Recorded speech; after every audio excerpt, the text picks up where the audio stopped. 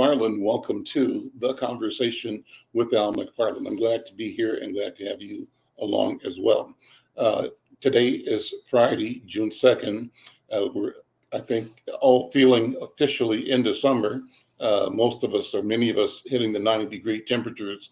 And I think it's a lovely thing to have this warm heat around us.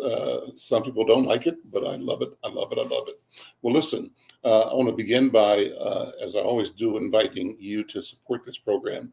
We are so happy to be able to do the program, to have the technology and to have the interest and to have the support and the ability to create a place where we can talk, where we can be together to talk about our thoughts, our feelings, our health, our well-being, our mental health, our well-being, our future. And to me, that's all the process of co-creating, of envisioning our pathway into strategies or stories or outcomes in which we are the winner. So that's where we're going always in this conversation. And Friday is always a special day. We call this the healing circle. Our focus is on healing, and our focus is on us as healers. Our focus is on you and every one of us discovering our commitment to, our capacity to, our ability to be the healer we're looking for, both for ourselves and for others as well, creating a healed, healthy community. Well, I want to start off by saying that we want to remind everybody that we're partnering with the Minnesota Department of Health to remind you in the community that the risk of COVID-19 still exists. And our message is let's continue to follow the COVID-19 protocols, wash your hands, stay aware, prioritize prevention. Together, we can create awareness, encourage testing, and help everyone stay healthy. So enjoy this show. Remember, get well, get healthy. Let's continue. Today's program is going to be great. We've got a special topic that Dr. B and Dr. Williams and I are going to engage, one that means a lot to everybody. The thought is, what's best or how do you decide whether you do a self-pay option or health insurance option to pay for your mental health therapy? What does that mean, first of all? What are the options, and where do you find your best strategy for engaging the medical services, therapy services of mental health professionals? But let me begin by inviting Dr. B and Dr. Bravada Garrett and Dr. Oliver Williams on. And Dr. B, I wanted to, as always, invite you to initiate the protocol. And is Dr. B here? I think she's here. Yeah, there she is. Okay. How you doing, Dr. Bravada? Morning. Great. And I'm going to turn the talking stick over to you so you can explain what we do and how we do it.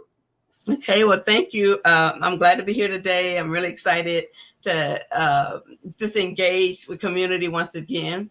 We always start the ritual of using our talking stick by sitting in a circle.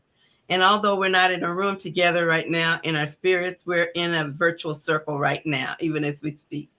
And in that virtual circle, we have an opportunity to share who we are, where we came from. And the reason we join in circles is because when you're in a circle, there's no beginning and end, and there's no hierarchy of power. Everyone has equal access to the center, which is the space of power. So in the circle, we also honor our elders, because it's our elders whose shoulder we sit on. And because of that, we honor them. And we honor our elders because they're also closest to our ancestors. And we honor our ancestors because they're closest to the Creator.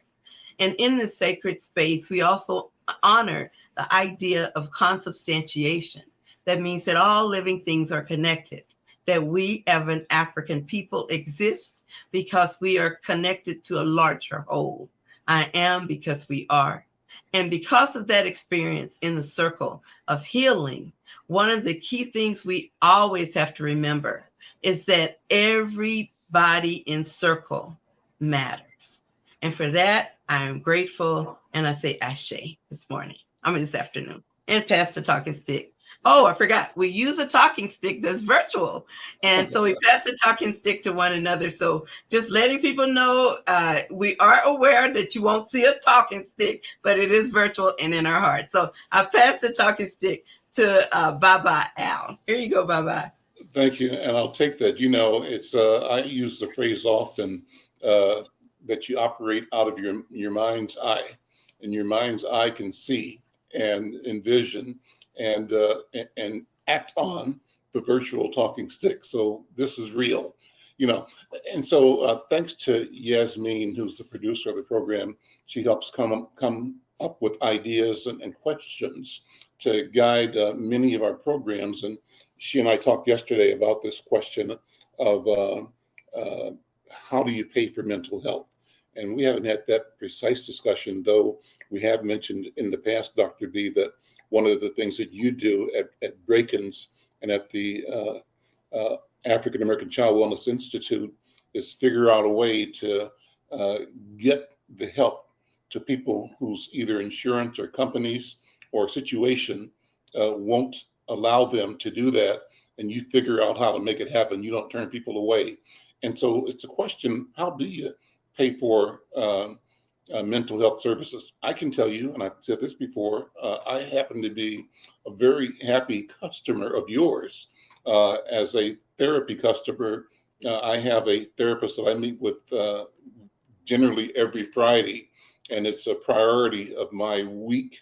And for me, it's a priority and a key element of my own personal development, well-being, a place to talk, a place to raise my doubts and fears and aspirations and hopes in an arena that is not judging me or condemning me, but helping me think more clearly and helping me past anxiety, helping me past anger, maybe helping me past depression. I don't think I've ever experienced depression, but I don't know. I don't feel like I have. And maybe that's a problem if I haven't, but mental health is important. And what's important to me is that I know I have good insurance that pays for it. And if I have insurance that's paying for it, especially, I need to get everything that I'm paying for out of my insurance. And I'm so happy to have found a company like Breakins that I can go to get the culturally. So I don't have to jump loops. I'm a Black man. I'm 75 years old, got a history, got a life.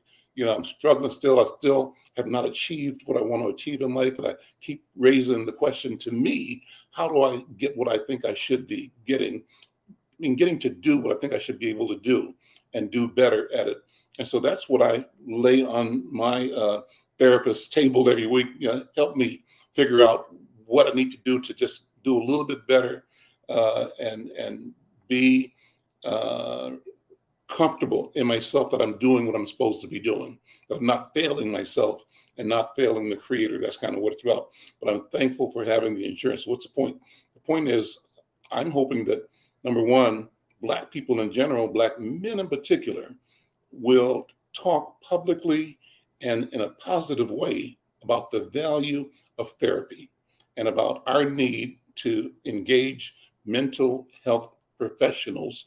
And I'm secondly saying that the jewel of this is that there are great people in our culture, in our community.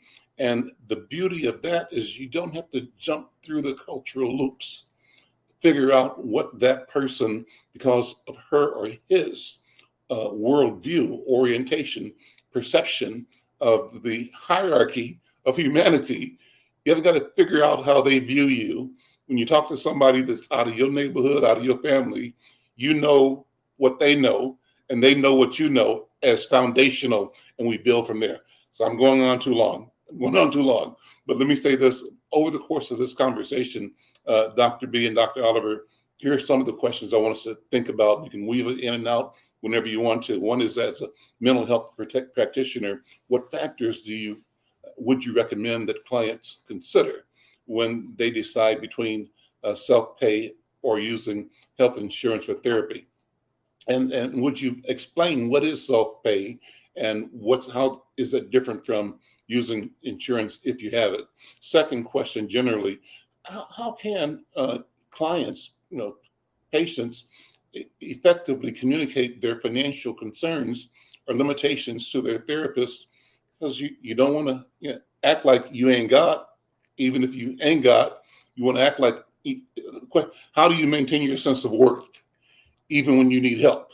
How do you need help, ask for help, but not feel like you are a complete abject nothing because you have to ask for help? So that's kind of the way I read that question. The third, and I'll bring some more to the table later, what advice do you give clients who are worried about the impact of using insurance on their privacy regarding this type of payment service? If they're paying for the service themselves, what records get exposed to other people? If they're going through their insurance company, what information about them that may be sensitive to them are they putting in play? So that's a lot. With that, let me pass the talking stick back to you, Dr. B, and to Dr. Oliver, and I'm gonna sit and listen, take notes. That's a lot. Well, I'm glad to take the stick back because my mind was just flying as you were talking, my brother. And the main thing I was going to tell you is that becoming a practitioner of mental health requires the ability to talk about money. You need to be able to talk about it because that's a big deal to all of us as African Americans. In this society, we know that for every dollar a man makes, a woman makes 72 cents. We know that for every dollar a white person makes, an African American makes 62 cents. And like I said, we've got a raise. And so being able to talk about our financial status, our hopes and dreams that are around prosperity, including money, that's a core competency of a therapist. So sometimes in our trainees, we have to teach them how to talk about money. We have to teach them not to be ashamed of talking about money or not feeling like they're creating anxiety in their clients. And also when we do the first intake, we talk to clients about their insurance. We talk to them about their co-pays and their deductibles. So copay is something you have to pay, of course. If your insurance requires you to pay $25, $30, $50 a visit, they expect you to pay that part of your bill. And we also have people who have deductibles. And when we talk about insurance and we talked about deductibles, your ability to use your insurance enough that it pays down or gives you credit for all of the bills you make towards your deductible is really an important thing for coming to be mental health. There's some people whose insurance has $7,000 deductible, $6,000 deductible. And unless you're really rich, I don't know many people who have the kind of money that they're going to pay that cash out of their pocket, write checks or use their credit card to meet a deductible that high. You could almost at least put a down payment on a good car for that much money. So I think that's one piece. But to us, it's a sacred space. So we don't want anybody coming to our office for therapy. If they can't afford it, we'll see people free. We have a grant from Department of Human Services that's allow us to meet people for free. If their insurance is inadequate, we call that underinsured, or if they have no insurance. But even before that, some people want to pay out of their pocket. So we have a sliding scale fee. So based on your family size and your income, you can see whether or not you can afford that copay. And finally, most importantly, the biggest price that people need to pay when they come to therapy is to bring their whole selves, be authentic and honest, and walk courageously to that process. Because when you're in therapy, that means you are going to bear it. It's like being butt naked emotionally. And you have to get to that place where you feel safe with your therapist so that you can reveal the good, the bad, and the ugly. And with that, I'm going to pass the talking stick to Dr. Williams. Here you go, brother. Thank you, Bravada, Dr. B. The only other thing that I wanted to say, in addition to what Dr. B mentioned, was that some organizations have a sliding scale. So what they do is that they can do an assessment of what resources that you may have, and then help you in the determination of what the fee is going to be. One of the things is that some practitioners really expect clients to pay for part of their therapy, and the reason is that they want to make sure that a person gets something out of it. Some people think that if you provided only for no cost, that clients don't get anything out of it.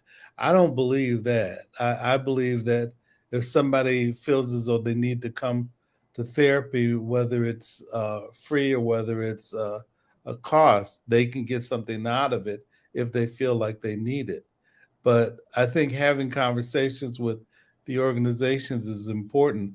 And another reason why I think it's important is that for people to be able to provide supports like mental health counseling, the organizations have to exist. And if you don't pay them, then they're less likely to exist. So it's important to be able to, help support them as they try to support the community.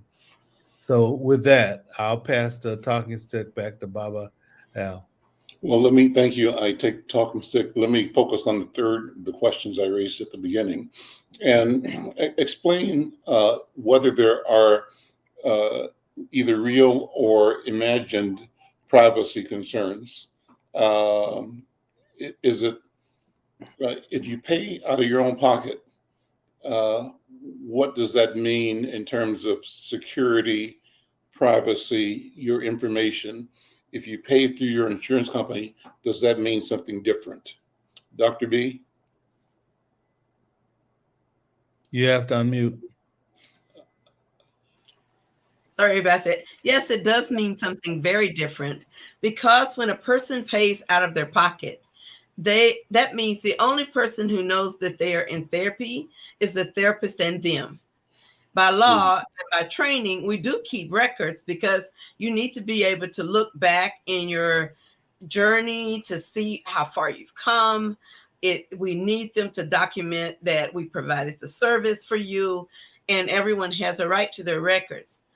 Contrarily, if you go through an insurance company, there is a probability that they're going to at least know one or two things. They're going to know what you came to therapy for, because you're going to have a diagnosis. And then they're going to know that you came to therapy and that they're paying for your therapy, at least in part.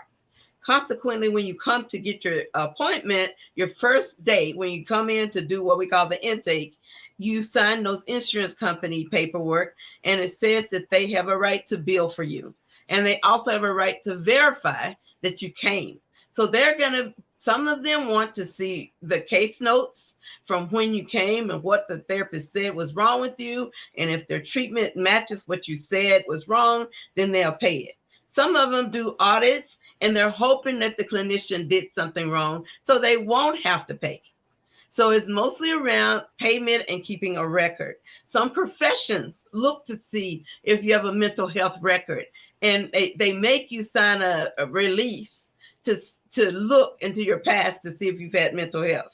And so a lot of these things are why people are reticent or reluctant to go to therapy, because we carry that stigma that therapy means you're broken or you're weaker or you're mentally flawed. And we know as therapists that it means you're stronger than you probably know, that you're smarter than you probably know, because you're using new tools. You're coming to learn. One of my first clients said, this is like a class about me. And I said, honey, that is what it is. We're both the students, and we're on the journey to find skills that will help you be all that you can be, a better person you want to be, according to what you need. So I kind of laugh, Brother Al, when you're talking about being in therapy so you can find your better self. Yeah. I also think it takes a lot of courage. Yeah. It takes courage, because it's scary up in there sometimes. So I'll pass the talking stick back to you, Brother Al.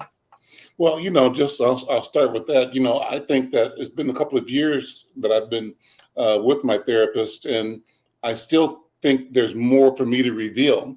There's more things I want to talk about, and I think it's kind of on me to where I feel comfortable to go another level, another question, another issue. And I don't feel like the therapist is prying from me.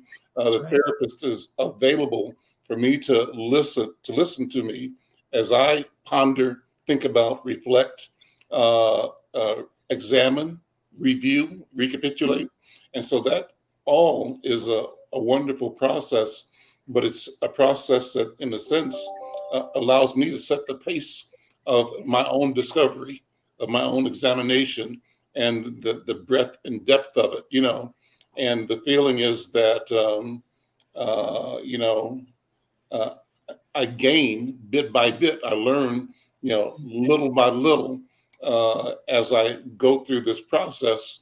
And and the most important thing for me again is that the resource is there, and that I was smart enough to, as you say, Dr. B, to go ask for the help, and to not even see it as help as if I need help, but help as if I have an intention of being the best me and doing the best I can. And because of that intention and desire, I'm seeking coaching, There you go. feedback, Mhm. critique, um, uh, the ability to frame the questions that maybe I'm feeling or acting out, but haven't heard them in my mind yet. I haven't put the language around them. And so Mhm. I think that's powerful. And so I do love it again. And my joy in part is the intent and desire to talk about it as publicly as I can, specifically to encourage our people, Black people, to know that we can engage this healing process on our own behalf. Mhm. We can Mhm. take the step. And then the question comes back to this particular conversation again. How do we do it? How do we pay for it? And how do we ensure that we prioritize? Sometimes people will say, oh, I can't afford it. I can't afford a therapist. And you've answered the question in part. But it's a good question to review again, and it's like, um, uh, you know, a broad question in that vein is how do practitioners, what can they do to make their services more accessible and affordable, regardless of the client's financial situation or insurance coverage? You've talked about it already, Dr. B, but maybe explore that some more. And Dr. Williams, you might want to explore what that means for you in your work as well. Let me hand the talking stick to Dr. Williams first and then back to you, Dr. B. Well, Brother Al, one of the things that I think about is, there's some professions. I remember back in the late 70s, early 80s, and still some programs today that work around the issue of domestic violence. What they would do is that they would see men that would come in to supports, and depending on the organization, let's say that it was a individual that provided some support to provide counseling around, and they didn't charge. But again, it depends on a person's ability to survive if they without economic support. A lot of programs, as I mentioned before, have a sliding scale where they get a chance to uh, see see what they can do in terms of contributing and what the resources are for an individual seeking help. But the thing that I think is important is because you were mentioning the status of the person coming in. Are they sort of exploring a question that they want to get some insight into, Mhm. versus even somebody that comes in and they are broken? brokenness is not a bad thing in my sense. It's a thing where a person sort of is exploring, questions that they may have, or the fact that they may not have the support as other people have in other ways, and I think it takes strength for a person to go ask questions and to seek support from someone who's knowledgeable about what they're doing to help people investigate questions or concerns that they have. To me, that's always been strength. And sometimes people may be under the gun. And for me, what that means is that they may be in the midst of a traumatic experience. And when they're in the midst of it, that's not a place where they can put their head up so they can look around to see and to get answers to specific things if they don't get some help in terms of another listener that can help put things back to them and explore it with them and help them sort of think things through. And so I think it's important to be able to enlist someone to help support them. But again, checking with organizations to see how solvent they are in terms of being able to provide the supports, with other supports that they may have, like grants or their economic situation in terms of what they can do to facilitate the process. A lot of programs do have supports where they can provide a sliding scale, but I've seen some organizations that didn't, and I think that the heart may be willing, but sometimes people really need to have the support economically to be able to carry on. Not all places can do that, but my recommendation to people who have those organizations is to have clients come in and ask, because there may be something they can do, as Dr. Bravada talked about, that Barkins tries to find a way to be able to be supportive. And I've seen a lot of human service organizations do that, or do it in such a way where, let's say that your insurance does it, you have a deductible perhaps, but they find another way to be able to supplement what they do. So and I pass the talking stick back to Dr. B. Thank you so much. Again, I like to emphasize a couple of things.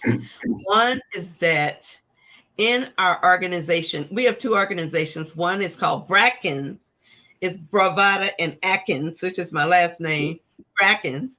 And it is a private practice where many people like Brother Al come and they see licensed clinicians who are consultants to our organization. And so, of course, I don't know what he says. I don't know his business. So he gets to come in, confidentially be seen, and still help out a Black business. So I appreciate that mentioning of the hard work you do with us. And we're very honored to still have you there. We also have an organization called the African American Child Wellness Institute, ACWI for short. And ACWI focuses on children, parents, grandparents, people who are in a nurturing role in their communities, whether they're single or not, they can be served by that organization. And all of our work is mostly culturally specific. That means we specialize and prioritize in African-centered mental health, because our walk in the world cannot be the same walk, or is not the same walk, as someone who is white or are extremely wealthy. So all of these experiences that we have that make us community and collectivist in nature are things that we focus on in our work. So as we talk about integrating the cost of therapy with the cost of not doing therapy. We know that when we don't do therapy, especially with kids and even adults, when we don't do therapy, people hold that pain, they hold that hurt. And that old adage is often hurt people will hurt other people. They'll hurt you emotionally. They hurt you some other kind of way if they don't get to deal with the trauma that we carry in our minds, in our spirits, and in our bodies. So part of the role of being a courageous person stepping into that space is the reason it takes courage is because you're stepping in there and the person who's telling you not to go is often you. And the person that's telling you to go is often you. So when you get in that self-paced environment that Brother Al talked about, the therapist will work with you at whatever you bring, wherever you're at when you come in, because the goals for yourself, that's the ultimate price. So if I have somebody who doesn't have money, but they work so hard trying to heal, it's no way on earth I won't see them in that clinic. And as the clinic director, there's no way on earth any of the handpicked people I have in that clinic would not see somebody who comes to heal and seek their healing. So we see our place as a loving, healing place where anybody can go. Grandmas, great-grandmas, children, we see couples, we see premarital people, we see people who are in messed up relationships, we see parents and kids. So I want people to know that it's a safe place. And if you don't believe me, come on over there and test me and all of my staff, and you will find out. They don't call us zip lip for nothing, because we all got bills to pay. We all need to be paid. And so we're not going to do things to jeopardize our livelihood, and we're not going to do anything to hurt you. So I'm taking that talking stick and passing it back to Baba Al. Thank you, Dr. B. I'm Al McFarlane. This is the Conversation with Al McFarlane, our Friday session, the Healing Circle. And let me reset the conversation. It's a great conversation. And again, kudos and thanks to our producer, Yasmin Hayes, who created some language that could guide the conversation. And one of the texts she provided as background, I'm going to just read because it's well organized, and it allows us to go over the things we just went over one more time, because this is something that you can approach from this angle or that angle or this angle or that angle. And again, our topic today is self-pay versus health insurance for mental health therapy. In recent years, mental health has gained increasing attention and recognition as an essential aspect of overall well-being. And as more individuals seek therapy and counseling to address their mental health concerns, the debate between self-pay and using health insurance for these services has become a significant topic of discussion. On the one hand, self-pay for mental health therapy offers several advantages. Among them, clients who choose to pay out of pocket for therapy can maintain greater privacy, as their sessions and their diagnoses are not reported to the insurance companies or anybody else. It's between that person and that person's therapist. Additionally, self-pay allows individuals to choose their preferred therapist without being restricted by insurance network limitations. And this freedom of choice, we believe, or some would say, can lead to better therapeutic relationships and more effective treatment. On the other hand, using health insurance for mental health therapy can make these services more accessible and affordable for many individuals. Insurance coverage can significantly reduce the financial burden of therapy. It can enable more people to seek help for their mental health concerns. Moreover, insurance companies often have a list of pre-approved therapists, which can help clients find a suitable professional more quickly. However, there are also drawbacks to using health insurance for mental health therapy. That's a question being raised, actually. Insurance companies might impose limits on the number of sessions that they're going to cover. That could potentially hinder the progress of your therapy.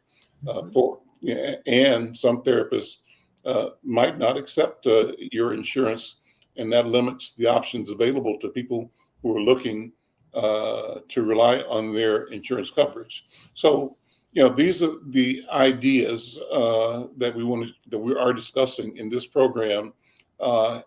And for me, it's just important to have this discussion. You opened up, Dr. B, by saying that one of the tools and one of the gifts or capabilities of a therapist is to be able to talk about money, to talk about, how money plays the critical role it plays in our lives, and it's not something that you should not talk about.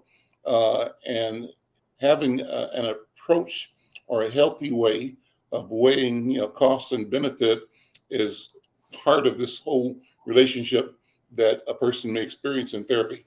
I have often, you've heard me say, because I do my therapy because of insurance, and I love it. I have good insurance, and I raise the question with every other person that I know.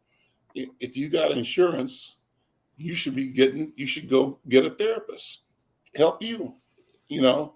And if you're not using your insurance to get you counseling, advice, therapy that you deserve and will benefit from, you leaving money on the table, you leaving your health on the table.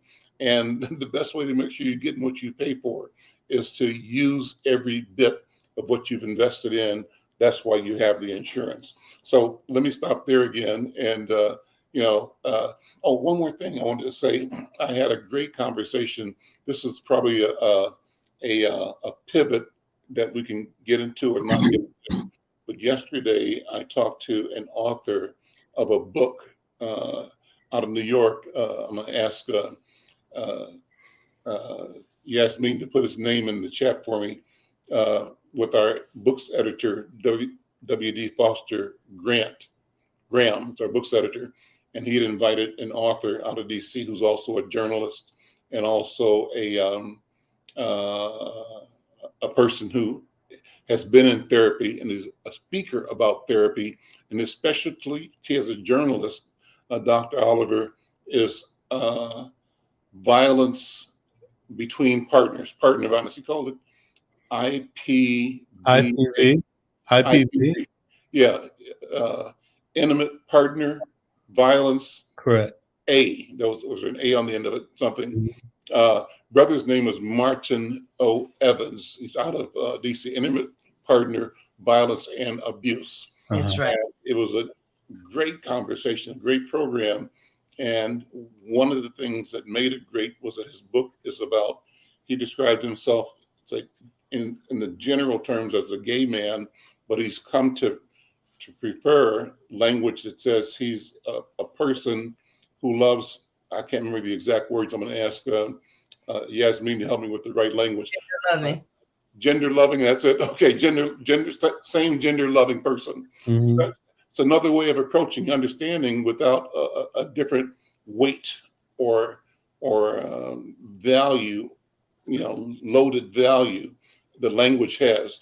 But anyway, and what he talked about was the importance of therapy to him. That's where I was going with this, that it was being in therapy over a long period of time that helped him analyze his being a victim in a violent situation. And he described 3 kinds of violence he experienced. One was emotional, one was mental, and one was physical. And so I'm going to stop there because I've actually invited him to come back to the program. I think he'd be a great guest to have a conversation with us. But it maybe, and it triggered, the thought came to me because I think one of you said something about emotional or mental violence. So I said, oh, that's what we just talked about. So I'm throwing it out there. So I'm going to talk back to you, Dr. Oliver Williams. Put both of these topics together, the question of violence and mental health therapy. I think it's really important. I think it's not only important for the person that perpetrates the violence, it's also important for the person that receives the violence. And I always talk about with when people who have been the victim of abuse, that in their process of healing, well, first of all, people want to heal. They don't want to stay in the same place. And sometimes I think when they have had that traumatic experience, they fear that they're going to stay emotionally in the same place that they were after the victimization. And we did a study with probably about 50 women, a qualitative study where we ended up looking at the question and asked them if they felt like there was anything that they could have done to be able to prevent it. All said no. But when and I've talked to women over the years who've been victims of abuse, and the things that they would say is that they wanted to be in a different place, but their fear was that they wouldn't be. They wouldn't move past it. They wanted to feel like they felt before the violence happened. And I talked to them about the 5 stages of change, which is what we learned from the women that we spoke to. We ended up doing a play around it. We ended up um, uh, talking about the stages where an older woman talked to a younger woman about the process of change. And when we talked to women who had been victims of abuse, they really delineated 5 different stages. Where there was what happened in the first stage, which was, recognizing that they didn't deserve the violence that they experienced and it wasn't their fault. Uh, and sometimes people who do the abuse groom a person to think that they're responsible for it when they're not. Then the second stage is for them to find a place that's safe. And in finding a place that's safe, among the things that they talk about is, literally, I talked to one woman who had been a victim of abuse, and had moved 16 times before she felt safe. And then the third stage is questions that they may have, and questions that they have about themselves and how they found themselves in the circumstance, and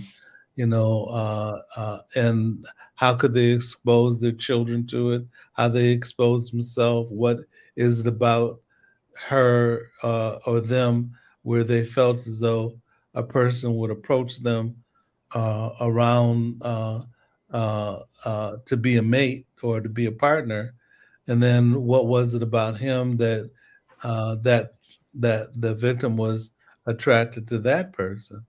And then the next stage is kind of feeling as though they've sort of moved past that. And then the last stage is healing, but it's healing is as much for themselves, if not more, than it is for the person that did the violence. And forgiving doesn't mean forgetting. It means that you let it go and don't let this person, what they say, live in your head without paying rent. And so it's learning literally to let go. And there was something we were talking about a little earlier when, we were talking about people and people making choices about coming to get some help. People can discourage you from finding somebody to talk to you, and discourage you from finding supports and help. But the thing that I think is important is the fact that you've got to be able to find that support and that help, despite what people say, because they may be trying to stop you for their own purposes, because they may be afraid that the truth will get out. They may be, about what they're doing and how they're contributing to your challenges. And uh, the thing is that a person needs to go and pursue to be able to help themselves. And victims oftentimes are discouraged from seeking help, or a person that does the violence and abuse really makes the effort to try to control the individual who needs the support, and to not let the secrets out or go beyond, because that means that they lose their control over that individual. And so, there are things that one needs to do who's in a place of trying to find some answers, and we can help in the support of that process. So I just want to say that, continue to seek support if you feel as though you need to get it, because that it'll only benefit you if you do. So with that, I'll it back to you, Bubba.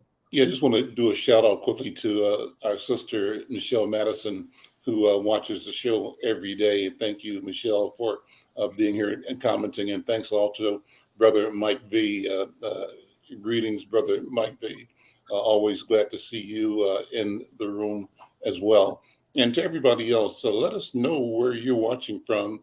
And if you have the chance, let some friends of yours know. We want to grow our subscriber base to 1,000, and you can help us by becoming a subscriber. You do that by going to the YouTube Insight News channel and check and subscribe. Then you can also like and share. And what I want you to do is to get 10 of your best friends and say, let's do this together. And if 10 get 10, who get 10, who get 10, we'll be across that line real quick. So help us out by helping grow this conversation, grow this space for us to talk about the importance of our health, our wealth, and our development, our future, the future that we are the authors of, certainly the co-authors of. Well, I wanted to tie this back to the discussion question, Dr. B, if you would. I'll pass the talking to you. But the question is, given that we're talking about self-pay versus health insurance, and that self-pay does provide a level of privacy when someone is a victim of violence and also who may not be able to afford to pay out of pocket for therapy, how can a victim get the help they need while protecting their privacy? I think you've answered it already, but I think we can keep answering that because somebody might not have heard the right way the first time. I'm passing the talk back to you, Dr. B. Okay, thank you. I would say there are a couple of ways people can get support. One is you could contact a couple of local agencies that do help people who are engaging in battered or intimate partner violence. And so I don't think it's always battery, which means hitting you. Somebody can abuse you by keeping your checkbook and the credit card and the car keys and separating you from your family, or taking your check and not allowing you to have money to do anything, especially get away. So all of these are forms of abuse that are violence. And I'm glad that we emphasized the three types earlier. So you could call places like, I know that we have a couple of places here in town. One is called Harriet Tubman Center, and the phone number there is 612-823-3333. Another group that does it is Phyllis Wheatley Community Center. You would call, and their number is 612-374-4342. And you can call me or Dr. Williams at African American Child Wellness Institute, our Brackens Consulting and Psychological Services. And that number is 763-522-0100. So you could just hooked up in any of those places, and I can tell you, you step in the space, we'll take care of you and love you back into the work you got to do and into the health that you deserve. So I appreciate that question being out there so that we can share some resources with our viewers. That leads me back to another concern of yours that you've articulated and you're working to bring solutions to. One of the things you do, among others, is train people. You bring our people into the profession. And I understand that probably a large percentage of the practicing professionals in therapy have come through your organization. Talk about that, and how difficult is it and how important is it to bring practitioners into the field? And what would be your vision if we had the understanding and the resources to be at an optimum level of having mental health practitioners services available to everybody in our community? what would that look like? That's a dream and that's a vision, and it hits me very deeply because that is my life's work. Mhm. It's that I see wellness as a right. And if going through the pain that we've experienced as Black folks in this country and in this state and in our everyday lives, the community violence, if that's the price to pay, we have already paid it. So to me, wellness is a right, and we got to get it by any means necessary.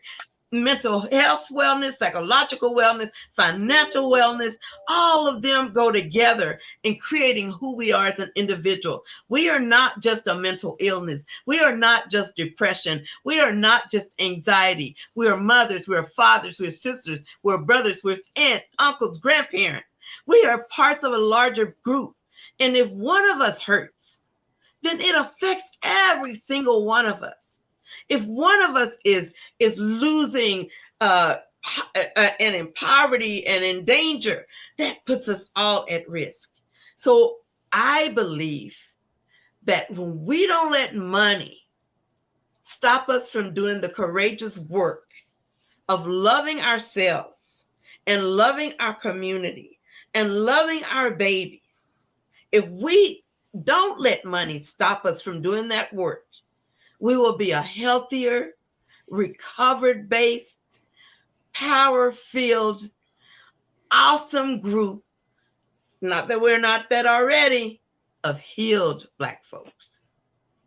Well, let me push back, Dr. B, on this, and not push back, lift up more of what you said, because I hear you, and I want to bring to it what in my mind is my entrepreneurial way of looking at the situation, at the opportunity. You know, we talk about disparities all the time, and you can look at the disparities as a condition of infliction that's prevalent, and the takeaway from that description, that approach, that lens, has something to do with deficit in us, you know, and it kind of explains it away. Oh, it's just, you know, their situation, and kind of doesn't go deep. But my thing is, ought we train ourselves to look at what these things projected and presented as problems, to look at those as opportunities?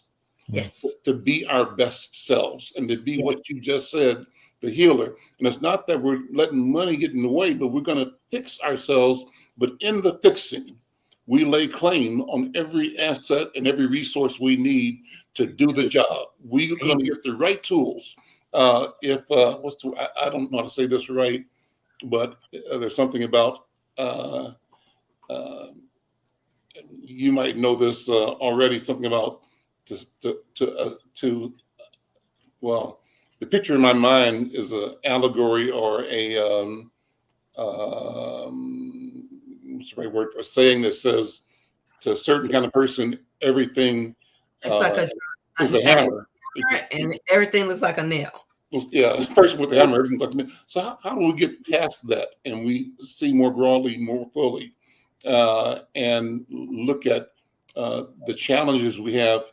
Just like that, it's an opportunity, and the marching order that commissions our commitment to seeing ourselves as problem solvers, not just a problem, but our identity, our culture should be that we are a people of solutions, that we own the solution to our health. And the ownership includes the ability to command resources, time, people, programs, awareness, education to effect the solutions that we see. What do you think, Dr. B? I think that you're right on it, and that mantra of Black Lives Matter and our own lives mattering, the belief in our, what is the word? Divine, our divine appointment on this earth, to our naturally ascribed everyday genius, created by us and with us through the author of the universe, If we realize that that power is in our spirit, we cannot fail. How do you think we stood all of that? That we're still standing, we're still growing, we're still achieving. We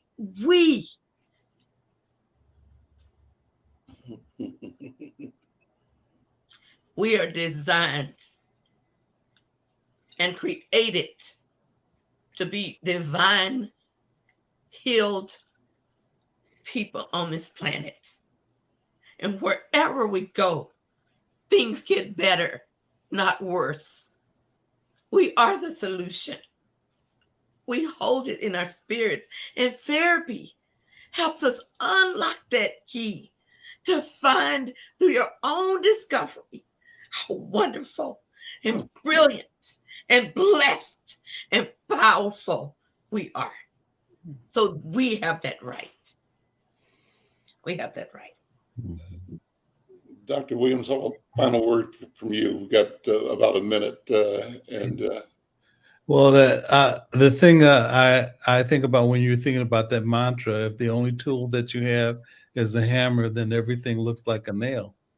And the thing that I think about seeking support and addressing different issues is that you learn different tools to be able to respond to issues that are going on in our life. And that one is learning ways to be able to approach dealing with an issue when sometimes around disciplining children, sometimes people do it out of anger rather than out of skill. And if they go and seek support, they find different tools to be able to use to address the issue of disciplining and withdrawing privileges to be able to support, but not being overdo it. It's finding a way to be able to deal with the situation with balance. It's being, people talk about being assertive, and assertiveness is taking my needs and your needs into consideration as you dealing with a challenge. So to me, it's skill building. And that's what we want to do as we work and seek help in dealing with mental health. So with that, I'll turn it back to you, Bubba.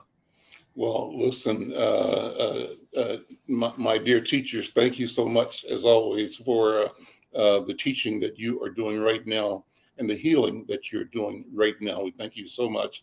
And for those who are listening, watching, sharing, let folks know that we do this every Friday, and we want you to be part of it as well.